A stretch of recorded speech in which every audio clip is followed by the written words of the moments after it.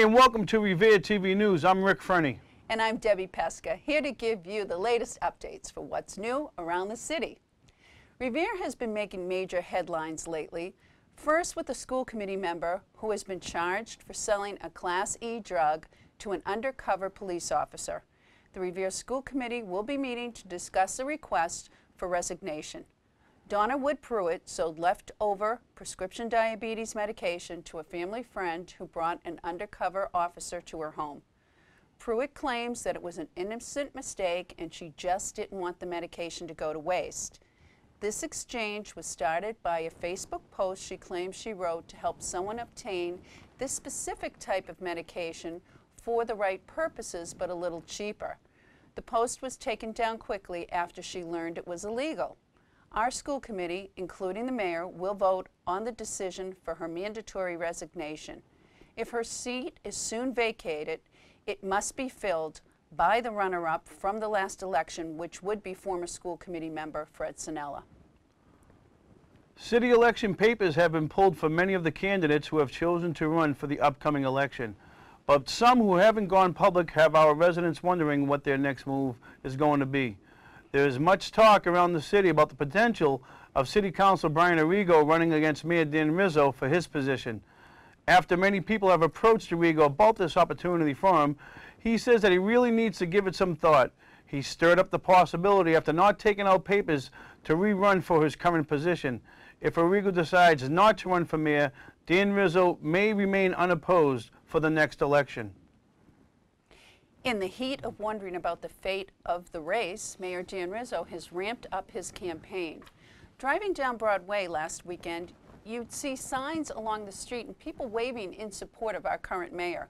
Rizzo launched his campaign this year with 2,000 signatures, well above the required 50. There seems to be an overwhelming support for the mayor, especially in regards to all that he has accomplished during his time in office. Some of his strong standpoints stem from his improvement of the city's finances, future visions of the development and site potential of Revere, his reaction and relief efforts after last summer's tornado, and his plans to reach further than he has to take advantage of the potential of our city has to be a convenient, beautiful place to live.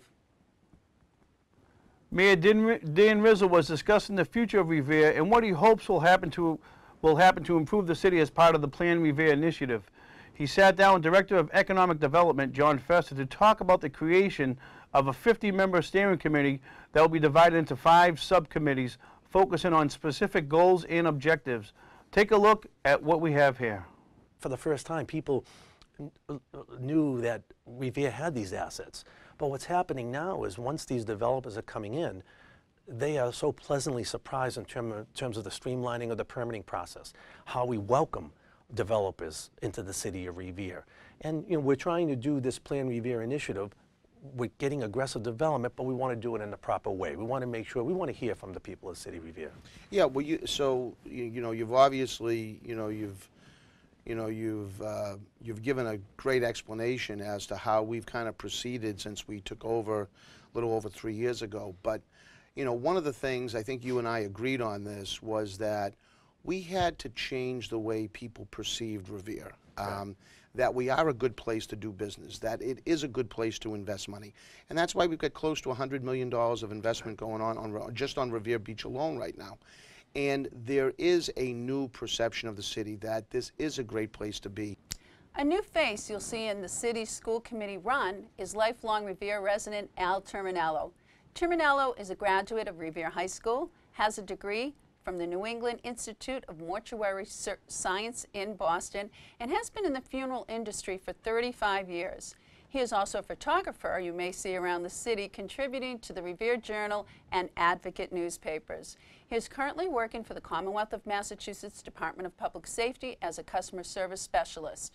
The co-founder of the Revere Veterans Committee and co-founder of the Revere Veterans Scholarship Fund. Al may have already taken out papers to run, but the rest of the candidates seem to be taking their time. As of late, the only current city council members to pull papers are Jessica Giannino and Tony Zambuto. Along with them, you'll find Francis Sarro, Michael Falzone, George Rotundo, Greg Lacedra, and John Correggio, running for councilor at large. In Ward 1, Joanne McKenna ran unopposed. Ivan Novoselsky is running for Ward 2. Ward 4 is currently a race between Stephen Reardon and Patrick Keefe. In Ward 5, John Powers has pulled papers, and Charlie Patch has pulled papers for Ward 6. Good luck to everyone running now and soon to take out papers to run in this year's election. The City of Revere has had some job openings that are getting attention from applicants who do not live in the city. There is a resident code that holds city positions for residents of Revere that was put in place under former Mayor Tom Ambrosino. As of 2002, municipal employees must live in Revere, and members of the police and fire department have to live in Revere after 9 months of being hired. The superintendent of schools and teachers are exempt. However, there are apparently many exceptions to this rule. Ward 4 Councilor Stephen Reardon understands the importance of our city employees living in Revere, but is hoping for some more adjustments to the rule.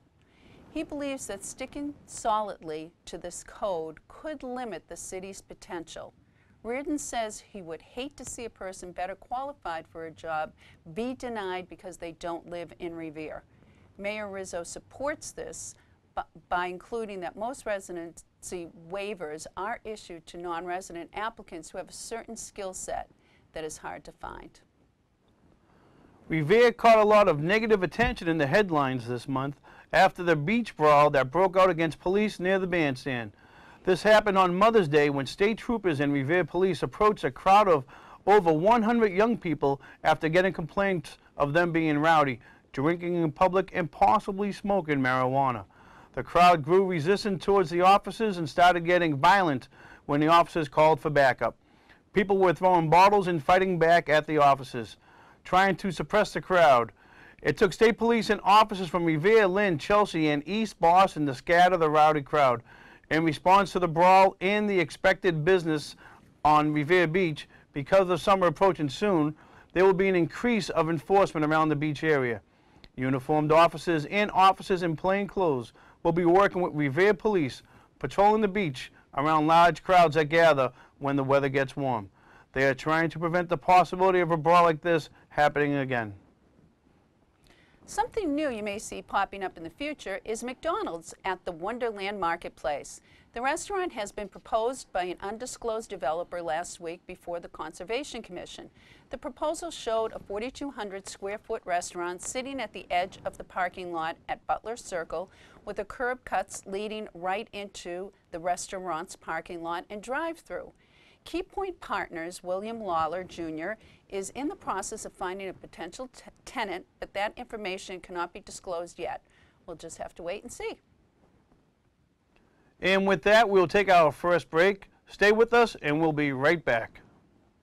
Hi, I'm Judy Van Koyman, founder and president of a grassroots 501c3 nonprofit, Those Who Can for Those in Need.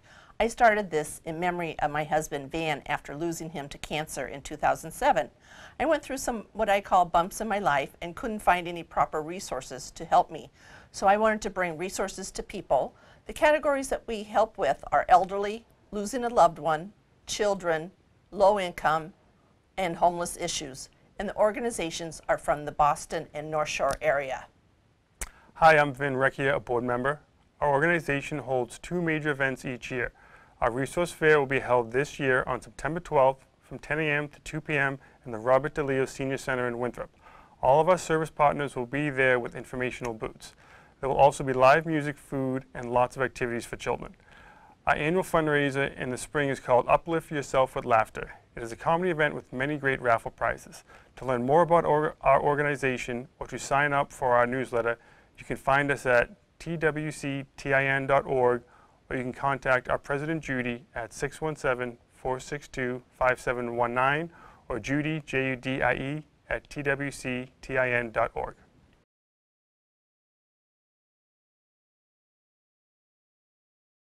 Hi, and welcome back to Revere TV News.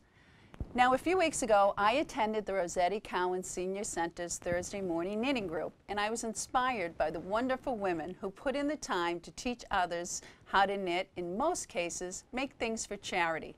I later returned to the Senior Center with Revere TV to show you the work these women put into helping others in our community. Here's what these women had to share with me about their work. We'd like to meet Steve Fielding. Well, actually, I'm sure we've all met Steve Fielding, but we'd like to talk to him. Steve, are these women great? Awesome. They're the most wonderful women you could ever want to meet, and they're very giving, very giving, very talented as well. They are very talented. Have you joined the knitting group? No, but they want to make me a skull cap for my head. Lois, you wanted to say a couple of things about Steve since he's been here. Yes, I just wanted to say that our new director, Steve Fielding, who will be here 2 years on July 8th, has really made a lot of improvement into the senior center. If we need anything, Steve is there. For many years, when we used to get donations of yarn, we didn't have these beautiful plastic bins that we now have. We used to use old boxes. Minute I went to Steve and said, couldn't we get nice plastic bins to separate the yarn so they'd know the different colors? Steve immediately took me to Walmart. We went together, we bought them. He let me have my choice of what I needed for the group. When I needed the labels that go on the blankets that we showed, he immediately said, Lois, whatever you need to make this group. Steve Fielding has been an absolute asset to the senior center, and we appreciate everything Steve does. Thank you.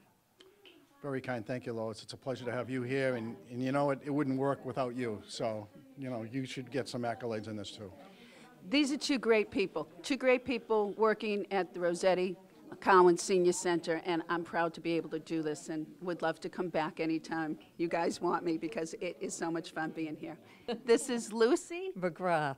Lucy McGrath, and Lucy has this beautiful yarn here. And Lucy, what are you making? I'm making a affinity scarf. Oh, you are? Lorraine taught me how to do it, my friend Lorraine. Lorraine taught you how to do it? Yeah. Yeah?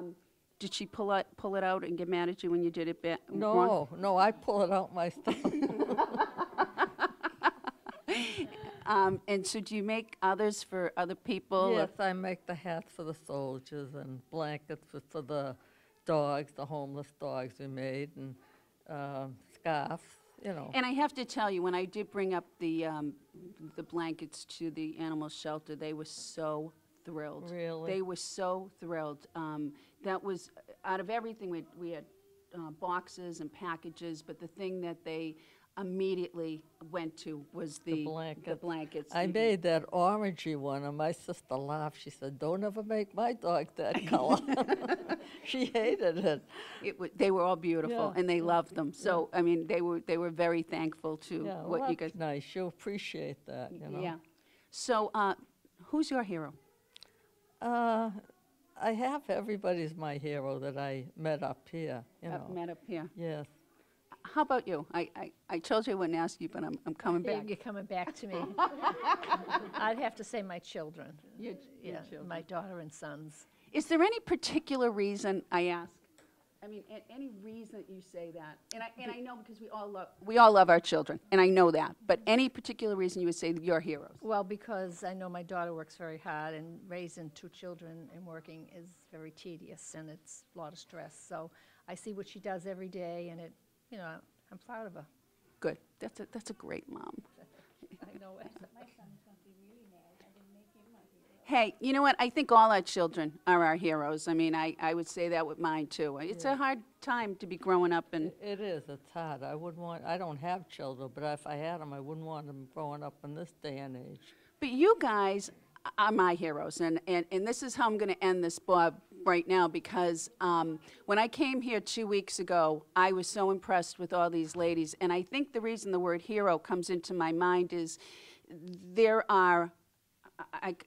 The heroes are sitting around here at this table. These women come here for an hour and a half every week and give of their time. They have a talent, and they take their talent and they give to other people. And to me, that's important. It doesn't matter if you're 12, if you're 40, if you're 80. It doesn't matter. If you give back to the community and you do something good, you're a hero. And Lois is one of my biggest heroes. Lois is a hard worker. She's a very hard worker, and she's a very kind person, and she's humble. And that's another thing that these women are, very humble. None of them wanted to be on tape today, but they were, and they were great. I tried to run away, but I didn't work. For Revere TV, I couldn't be happier to do this today. I'm Debbie Peczka. Just a reminder, after seeing that video, these women really need donations of yarn. So if anybody has yarn, wants to donate yarn, please take it to the Rossetti Cowan Senior Center. We're now going to take one more quick break, and we'll be right back.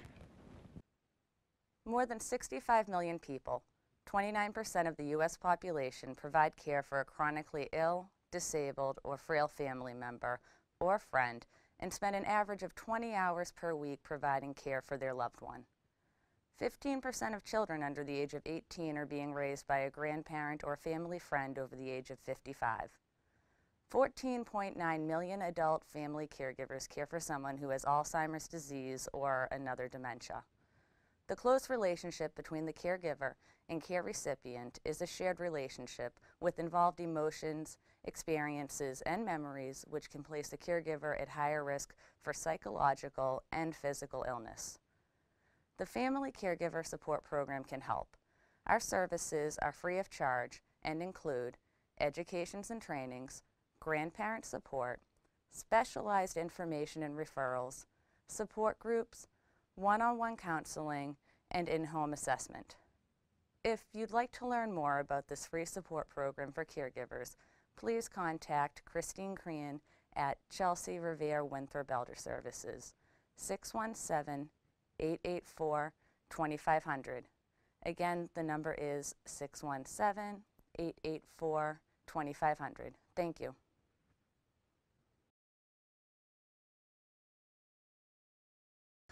Hi, and welcome back to RTV News. And now we want to feature some events that happened in the past few days. Women Encouraging Empowerment had their third annual celebration dinner where they recognized Rosalie Vincent for her success and career. We have a short clip of the event to show you now. I'm going to introduce our next piece. I'm going to invite up our current president, Laura Holmes, and one of the founders of Women Encouraging Empowerment, Fatou Fati, who many of you know. She's also the coordinator at the Revere Community School.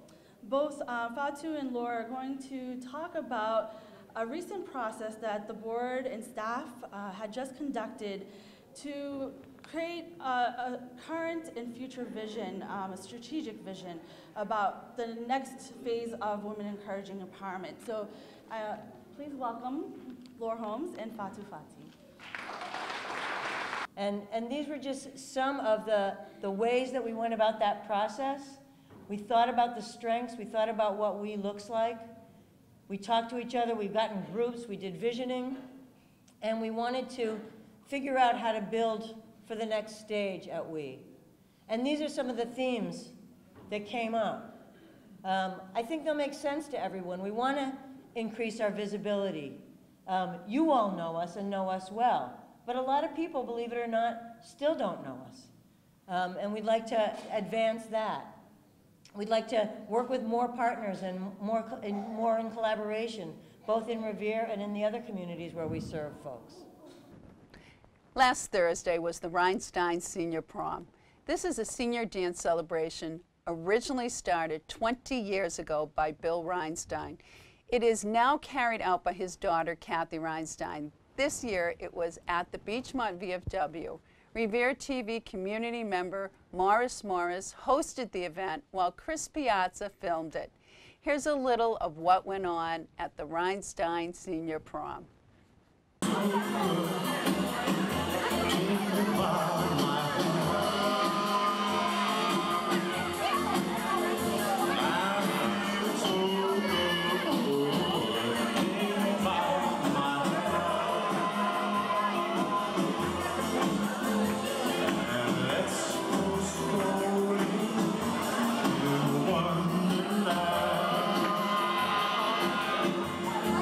Look at them all. And they call themselves seniors? You look like juniors. Good. I want you to say a few words. How do you like it? I love it. We're having a great time here. You couldn't have a better time if you went to the Waldorf Astoria, New York. Here we have a bunch of great people from our senior center. John, Mrs. John, I don't know your name.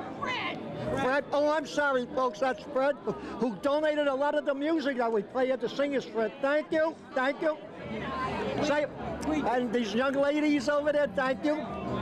Tell them the nice time you're having. wonderful time. Great time, great food. It was great. The food was great. Excellent. Having a good time, ladies? Wonderful. Can't beat it for free.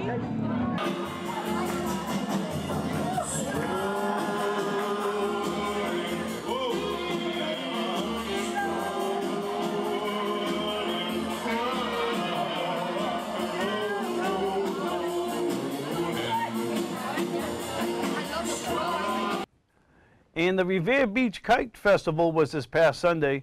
Kids and families gathered on the beach by the intersection of Revere Street and Revere Beach Boulevard to fly kites and participate in activities. Revere TV has some coverage of the event, so let's take a look. Well, hello, this is Kathleen Heiser. I'm down here at beautiful Revere Beach on this very foggy day. A few weeks ago, we were down here for the splash, and it was snow everywhere, and the trucks had to come in and plow a path so our splashes could go in the water.